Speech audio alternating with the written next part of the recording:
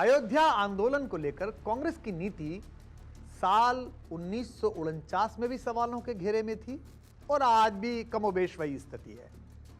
दरअसल अयोध्या विवाद से जुड़े जितने अहम घटनाक्रम हुए हैं उस वक्त संयोग से सरकार सदा कांग्रेस की रही है। गर्भगृह में मूर्ति रखते वक्त, ताला खोलने के वक्त, शिलान्यास के वक्त, विवादित परिसर के विध्वंस के वक्त, हर अहम मौके पर सरकार कांग्रेस की ही थी। अयोध्या को लेकर कांग्रेस की नीति और नीयत, इन दोनों की चर्चा आगे करेंगे।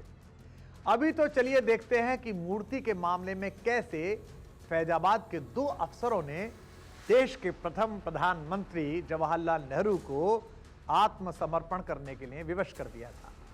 जी हां, आपने ठीक सुना, दो अफसरों ने देश के पहले प्रधानमंत्री को सीधा सीधा जवाब दे दिया था। यह शायद पहली और आखिरी बार हुआ। यह मूर्ति बचाने के लिए सबसे अच्छा तरीका यह है कि सरकार पर दबाव बनाया जाए।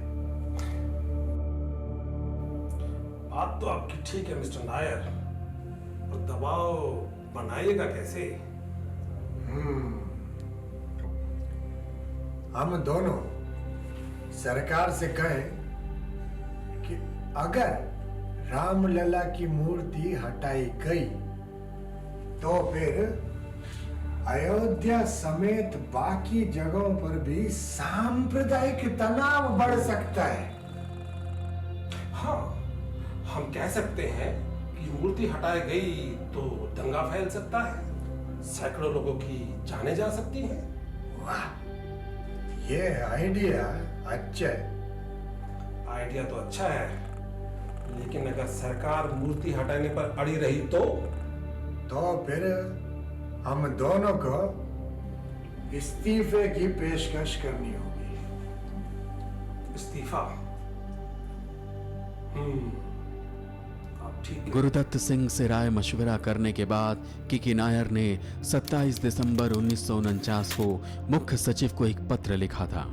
मूर्ति हटाए जाने के विचार से मैं सहमत नहीं हूं और अपनी पहल पर ऐसा नहीं करना चाहता, क्योंकि इससे ऐसी भयावह स्थिति पैदा हो सकती है जो इस विवाद के इतिहास में अभूतपूर्व होगी।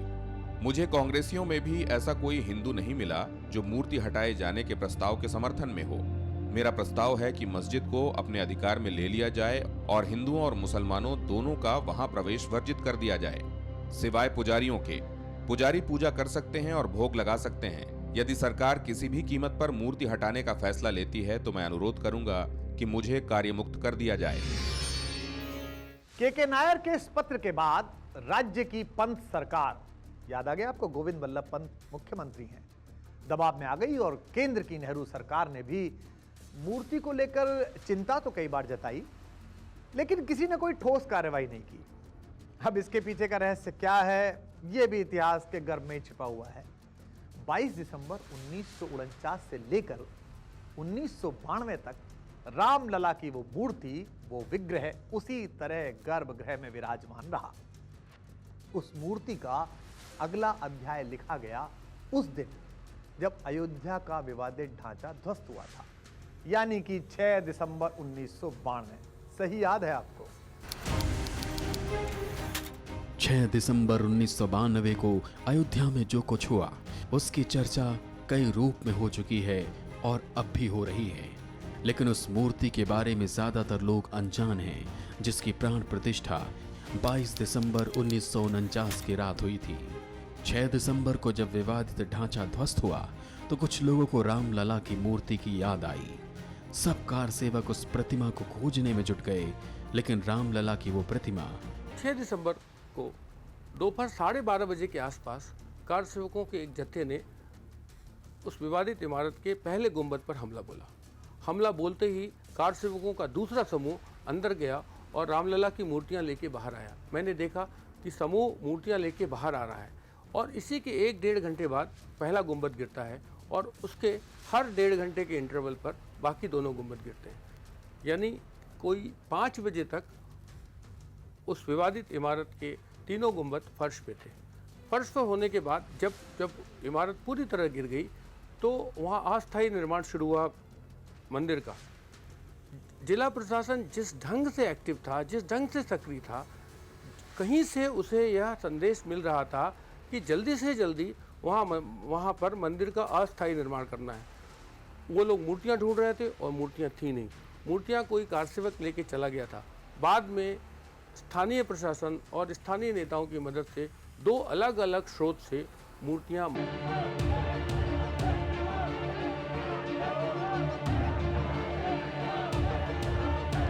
6 दिसंबर 1992 को भारी भीड़ और भगदड़ में रामलला की उस प्रतिमा का क्या हुआ, किसी को नहीं पता।